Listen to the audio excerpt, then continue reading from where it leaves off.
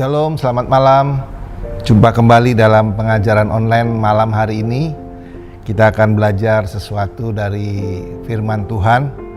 Untuk itu sebelumnya mari saya undang kita semua berdoa lebih dulu. Kita mengundang hadirat Tuhan, Roh Kudus, biar pimpin dari awal, pertengahan hingga pada akhirnya. Bapa di surga, terima kasih buat kesempatan yang Tuhan beri sehingga malam ini kembali kami boleh belajar firman-Mu. Berkata-kata buat kami Tuhan, urapi setiap kami, buka telinga rohani kami sehingga kami boleh mendengar firman-Mu. Terlebih biarlah urapan khusus dari surga turun atas kami, memberi hikmat pengertian atas firman yang sebentar kami pelajari, sehingga firman itu boleh menuntun kami berjalan dalam kehendak dan rencana Tuhan yang indah. Terima kasih, berdoa buat setiap pribadi lepas pribadi yang malam hari ini bersama dengan kami. Dimanapun mereka berada, hamba percaya kuasa Tuhan tidak terbatas, menjamah, melawat, mengurapi, bahkan memberkati mereka Tuhan. Apa yang menjadi kebutuhan, keperluan saat mereka datang menghampiri Engkau, hamba percaya Tuhan memberi jawaban, Tuhan memberi jalan keluar. Terima kasih, dalam nama Yesus kami berdoa. Haleluya, amin. Nah, Bapak Ibu Saudara terkasih dalam Tuhan, mari kita lihat firman Tuhan dalam Kejadian pasal 45. Kita akan baca ayat 4 sampai ayat yang ke-8. Demikian firman Tuhan. Lalu kata Yusuf kepada saudara-saudaranya itu, marilah dekat-dekat. Maka mendekatlah mereka. Katanya lagi, akulah Yusuf, saudaramu yang kamu jual ke Mesir.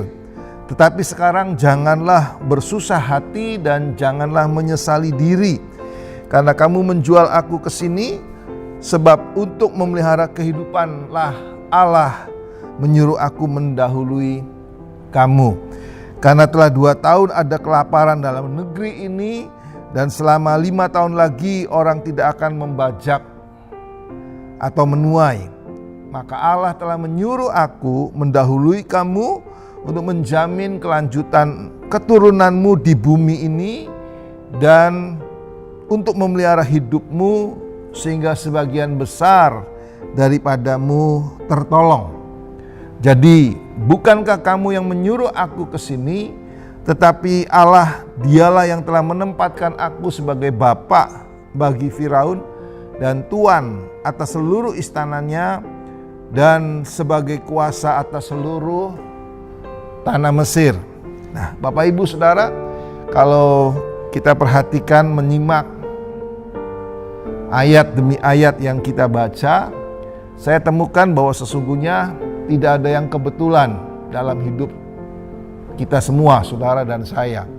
Apa yang dialami, apa yang terjadi, apa yang sedang kita rasakan hari ini, semua tidak lepas dari seizin Tuhan, tidak lepas dari perkenanan Tuhan. Ada maksud-maksud yang Tuhan adakan buat kita semua. Sebab itu kita belajar dari firman ini. Yang pertama, saya melihat bahwa kita punya Allah yang sanggup mencukupi, memenuhi segala keperluan, kebutuhan saudara dan saya. Alkitab katakan dalam Filipi 4 ayat 19, Allahku sanggup memenuhi segala keperluanmu menurut kekayaan kemuliaan Yesus Kristus yang ada di dalam diri kita. Dia adalah Jehovah Jireh, Allah yang sanggup menyediakan, Allah yang sanggup mencukupi di hari-hari seperti sekarang ini. Bapak Ibu Saudara, saya tetap percaya bahwa kita punya Allah yang tidak pernah berubah. Dulu, sekarang, sampai selama-lamanya. Allah yang selalu menepati janji-janjinya, Allah yang selalu menyediakan penyediaannya bagi kita. Nah, background atau kronologis dari kisah ini adalah ketika Yusuf dibuang atau disingkirkan oleh saudara-saudaranya, sehingga dia harus mengalami beberapa persoalan sampai ada di Mesir.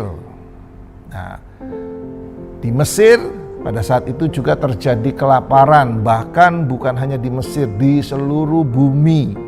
Tapi yang luar biasa adalah di Mesir selalu ada persediaan.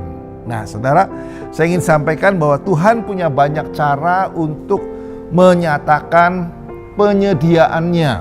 Ya, Yusuf ini tipologi dari Yesus di Perjanjian Lama. Ya. Kalau kita belajar, maka kita temukan bahwa kehidupan Yusuf maupun Yesus hampir sama-sama dikhianati, sama-sama dijual, sama-sama tidak membalas apa yang diperbuat oleh orang banyak.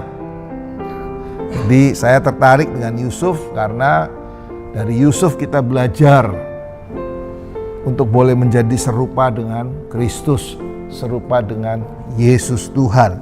Nah, Bapak Ibu Saudara, dikatakan bahwa Tuhan punya banyak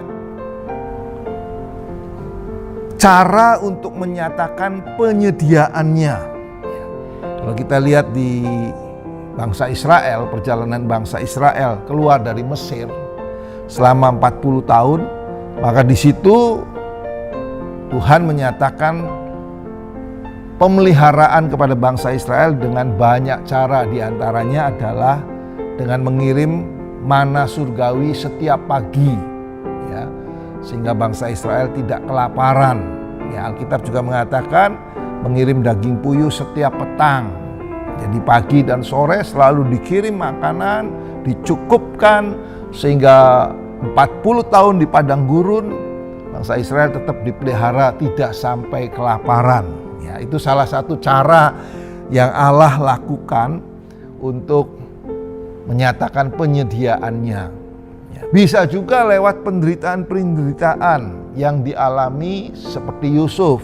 Bapak Ibu, saya berdoa supaya setiap kita jangan alergi dengan apa yang namanya penderitaan. Ya, kadang-kadang Tuhan memakai penderitaan yang terjadi untuk menyatakan mujizatnya, untuk menyatakan kuasanya, untuk menyatakan maksud rancangannya dalam hidup kita semua.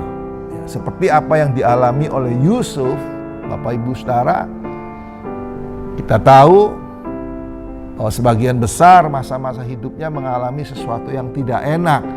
Tapi ternyata di ending dari cerita Yusuf, itu merupakan bagian dari rancangan Tuhan, bagian dari rencana Tuhan untuk memakai Yusuf sebagai sarana, ya, sebagai alat untuk dia menyatakan penyediaannya, kemuliaannya. Nah, saudara, ini menarik, ya.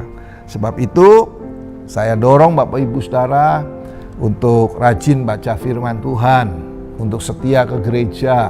Karena ketika kita ke gereja, ketika kita mendengar firman Tuhan, kita jadi semakin mengerti maksud dan rencana Tuhan.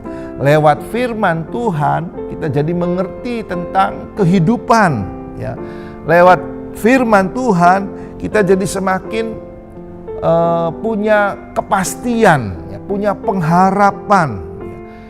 Kita dibentuk, karakter kita dibentuk sehingga kita nggak gampang putus asa. Kita tidak gampang goyah iman pengharapannya. Kita jadi pribadi-pribadi yang kuat karena kita tahu bahwa kita tidak sendiri, tapi ada Allah Immanuel, Allah beserta dengan saudara dan saya. Nah, saudara, saya ingin sampaikan bahwa sampai hari ini Allah kita tetap sama, Yesus Kristus tetap sama. Ya, dia tetap Jehovah Jireh, dia tetap Allah yang menyediakan, ya, yang menyatakan penyediaannya kepada saudara dan saya. Nah, bagaimana kita menikmati penyediaan itu, khususnya di hari-hari, di masa-masa seperti ini, ya, bagaimana Jehovah Jireh itu nyata dalam kehidupan saudara dan saya. Saya percaya karena itulah yang menjadi kebutuhan kita, itulah yang menjadi hal-hal yang diperlukan oleh kita dalam hidup ini. Kita belajar dari Yusuf, saudara. Saya temukan ada 3 hal yang dimiliki oleh Yusuf sehingga Allah menyatakan penyediaannya lewat cara-cara yang dilakukan Yusuf untuk mengatasi masa-masa di mana ada kelaparan. Ya. Ada 7 tahun kelaparan, ada 7 tahun kelimpahan. Ya. Tuhan pakai Yusuf dengan hikmatnya sehingga Yusuf bisa menyiapkan segala sesuatunya, merencanakan segala sesuatunya dengan baik dan benar. Dan ketika itu dikerjakan, maka Jehovah Jireh itu sungguh nyata. Penyediaan itu sungguh nyata terjadi, dialami. Sementara belahan dunia yang lain mengalami kelaparan, tapi di Mesir selalu ada persediaan makanan. Kenapa? Saya percaya karena ada sosok pribadi Yusuf yang mengerti akan kehendak Tuhan. Nah, saya berdoa, saudara dan saya juga memiliki apa yang menjadi apa yang dimiliki oleh Yusuf sehingga Jehovah Jireh boleh dialami. Yang pertama, saya temukan bahwa Yusuf adalah seorang yang sabar. Patient man, dia orang yang sabar. Yusuf ini jadi orang yang sabar. Perjalanan hidupnya, saudara, di tengah keluarganya tidak disukai, dibenci oleh saudara-saudaranya. Ketika diperintah ayahnya, malah dimasukkan ke dalam sumur, kemudian dijual sebagai budak, kemudian difitnah ketika bekerja, difitnah, dimasukkan penjara dan sebagainya, semuanya, saudara.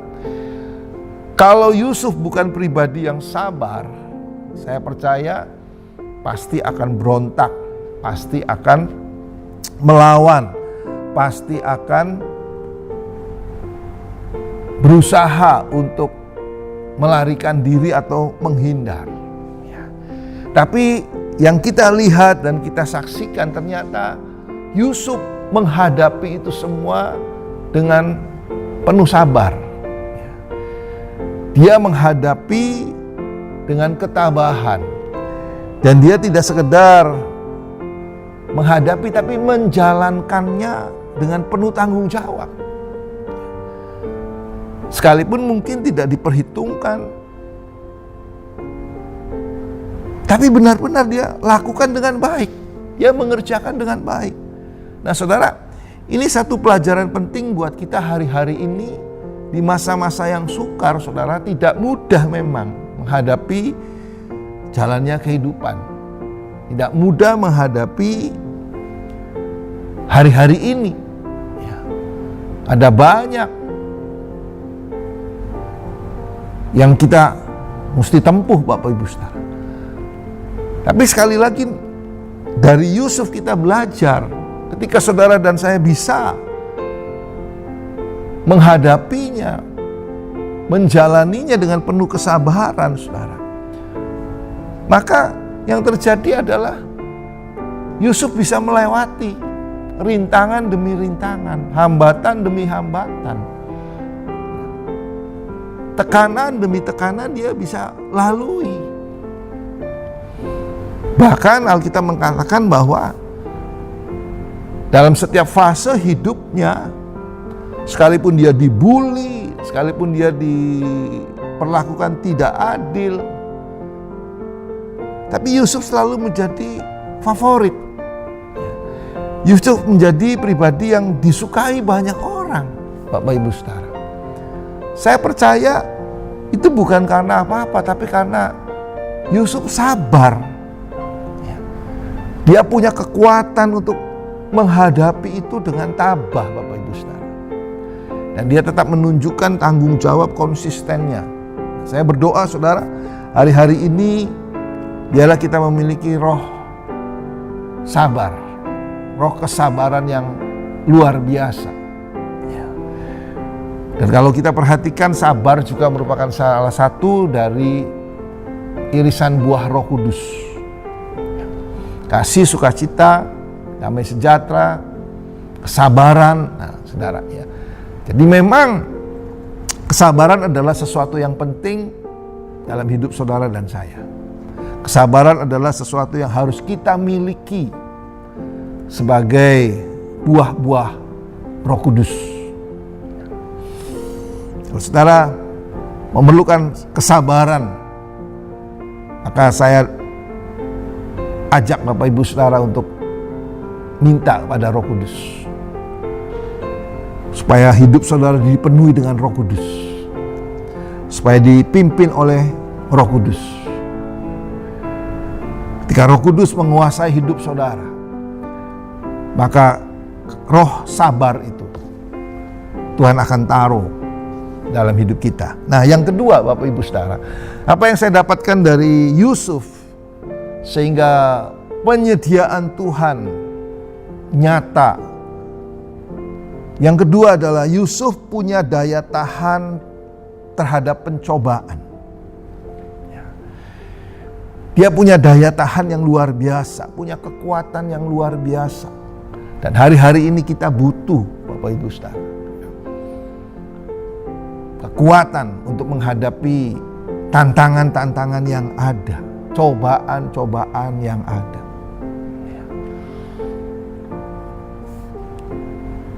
Dan cobaan-cobaan hari-hari ini, setiap masa ada beda Bapak Ibu Saudara. Kalau saya lihat Sakeus saudara, di perjanjian baru, Sakeus menghadapi cobaan yang tidak mudah. Dan saya percaya itulah cobaan-cobaan yang hari-hari ini kita sedang hadapi. Apa yang dihadapi oleh Sakeus adalah sebagai public figure, saudara, dia menghadapi banyak orang. Dengan tugas tanggung jawabnya, saya percaya tidak mudah untuk Sakeus menjalankannya. Jadi tantangan pertama Sakeus adalah mengatasi orang banyak. Yang kedua Bapak Ibu Saudara, tantangan yang dihadapi Sakeus adalah diri sendiri. Dengan keberadaannya, dengan jabatannya, dengan posisinya, dengan kedudukannya. Dan yang ketiga, tantangan yang dihadapi, cobaan yang dihadapi oleh Sakeus adalah harta. Di dunia kita kenal tahta, harta, tahta, apalagi wanita, saudara ya. Jadi itu tantangan yang tidak mudah. Mengalahkan diri sendiri, mengalahkan keegoan kita, mengalahkan ambisi-ambisi kita. Begitu tawaran terbuka, kesempatan begitu terbuka buat saudara dan saya. Bisakah kita mengalahkan pencobaan-pencobaan itu, saudara? Yusuf dengan segala keberadaannya, apalagi Alkitab mencatat bahwa dia menjadi orang kedua setelah Firaun. Ini pastinya punya power yang luar biasa, kekuatan, kekuasaan yang luar biasa.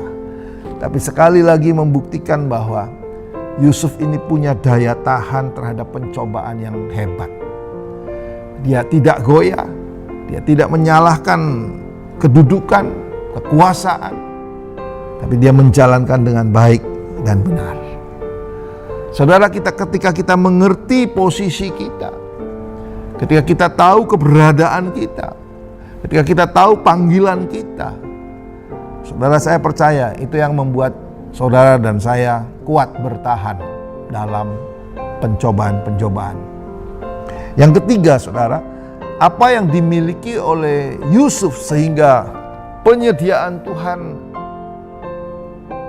terus berlanjut. Saya melihat bahwa Yusuf ini adalah orang yang hormat pada Allah. Di ayat yang ke-7 dikatakan, maka Allah telah menyuruh aku mendahului kamu untuk menjamin kelanjutan keturunanmu di bumi ini dan untuk memelihara hidupmu, sehingga sebagian besar daripadamu tertolong.